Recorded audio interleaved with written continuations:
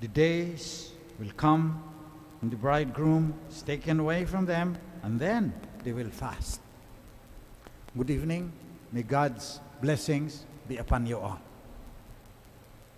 First reading tells us what kind of fasting the Lord wants.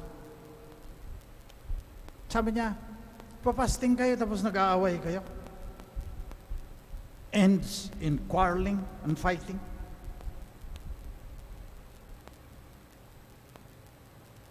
You fast, bow your heads, lie in sackcloth and ashes, pagkatapos inaapi ninyo yung inyong mga kasambahay. First reading. Sinasabihan tayo, the kind of fasting that the Lord wants. Kasi marami namang nagpa-fasting ngayon para maging balingkinitan yung kanilang katawan. Pati ako minsan nagpa-fasting naman, not for religious reasons, but because dadagdagan ko na naman ng butas yung sinturon ko eh. For health reasons, we fast because the Lord said we should. And hindi lang abstaining from food ang kaniyang sinasabi. In the first reading, this is the fast that I wish. Releasing those bound unjustly, untying the thongs of the yoke, setting free the oppressed, breaking every yoke, sharing your bread with the hungry, sheltering the oppressed and the homeless, clothing the naked when you see them, and not turning your back on your own.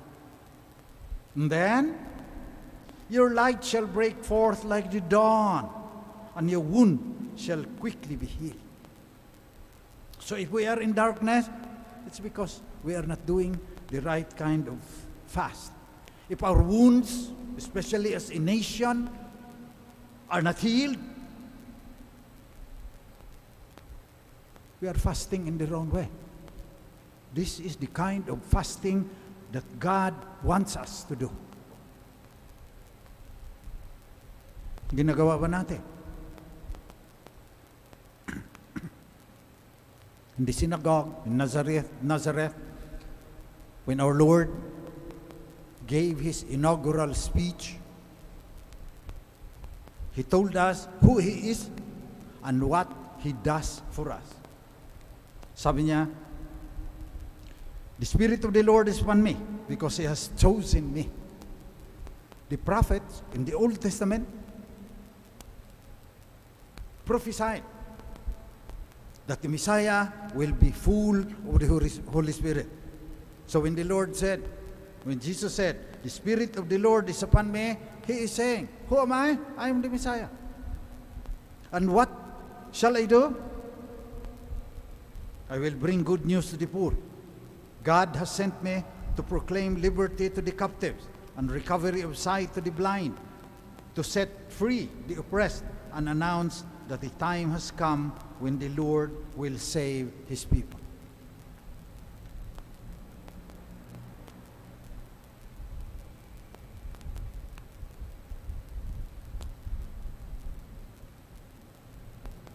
The kind of fasting that Yahweh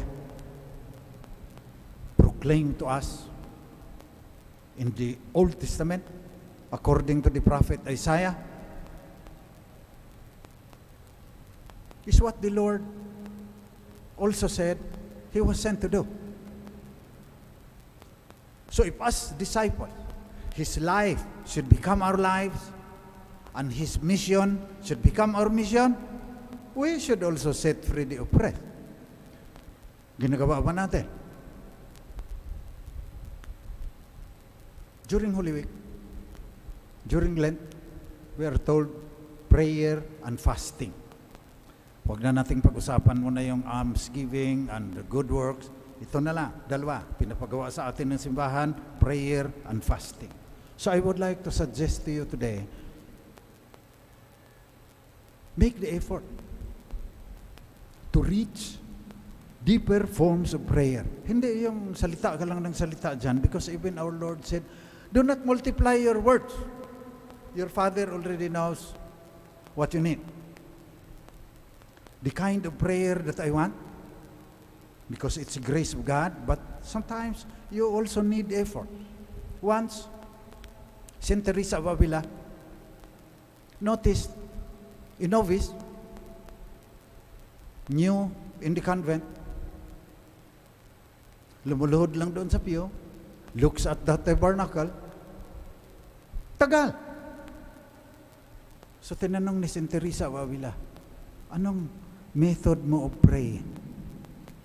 Sabi niya, Mother, wala naman akong method of prayer. Tinitignan ko siya, tinitignan niya ako, ganun lang. Hindi natin kaya yan. Pagluhod mo pa lang, sabi mo, nasara ko kaya yung kotse, baka makuha yung tablet ko doon at saka kung ano-ano na kaagad, pumapasok sa isip natin. Kailangan may disiplina yan. So prayer, deeper forms of prayer, pagtyagaan nyo ngayong Lent. Tsaka in the days that will follow, not only during Lent. Deeper forms of prayer. Magbasa kayo ng Saint Teresa of Avila, Saint John of the Cross. Ano bang sinasabi nila? Nawala sa simbahan yung mystical theology. Purgative, contemplative, unitive. Yan yung stages of prayer, sabi ng mga mystics. Hindi na pinag-uusapan. Hindi na nababanggit sa mga homily at catechism. Deeper forms of prayer. Sa fasting naman, itong fasting na ito, sinasabi sa first reading, sinabi ni Jesus sa Luke 3:18.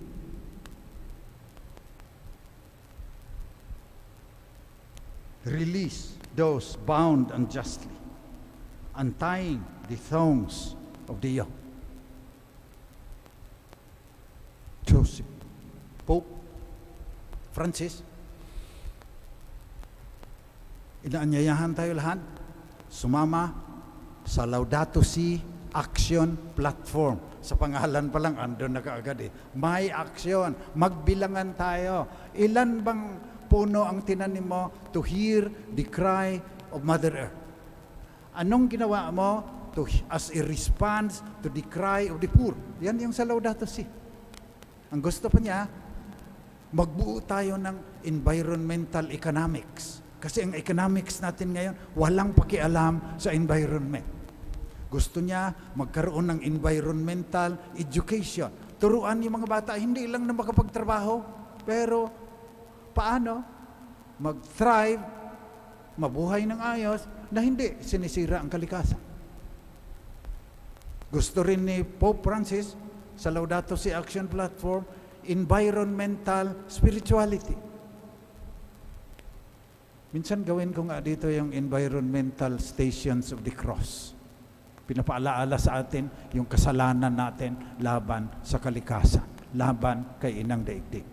Yun ang fasting na gusto ng Panginoon, na ini-echo ng Santo Papa. At yun, pagdasal natin ngayong mahal na araw. Sustainable lifestyles ang gusto ni Pope Francis. So sa halip na mag-fasting ka dyan, mag-fasting ka na rin. Ganda sa health din kasi yun eh. Laudato Si Action Platform, see if your lifestyle is sustainable. Kasi ninanakaw mo ang kinabukasan ng mga lahi ipang darating kung you live a wasteful lifestyle, lalo na yung nakakariwasa, lalo na yung mga mayayama. That's the kind of fasting that the Lord wants.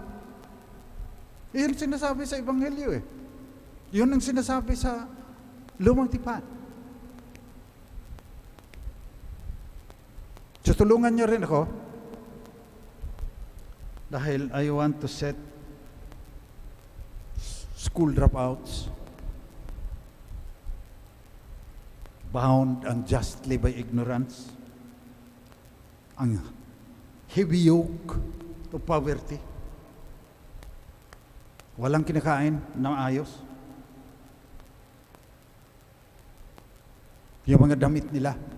So, pagdasal nyo, kasi mayroong DepEd nagbigay ng proposal pa 500 used tablets for 500 school dropouts in Tondo. Sa DepEd po ito, pinagawa sa amin. Mag-aral ng English, Science at Math, magkakaroon ng kabuhayan para masunod natin itong sinasabi sa unang pagbasa at yung sinasabi ng Panginoon, you fast. When I'm gone, you fast. Sabi ni Prophet Isaiah, this is the fasting that the Lord wants. Set prisoners free. So in your own way also, tulungan niyo ako, pero in your own way. Hindi naman tayo lahat magpag-aaral ng out of school youth. Hindi naman tayo lahat magpagtanim ng kawayan sa Marikina watershed at saka sa ibabang kabundukan. In our own small way. Basta that is the kind of fasting that the Lord wants us to do.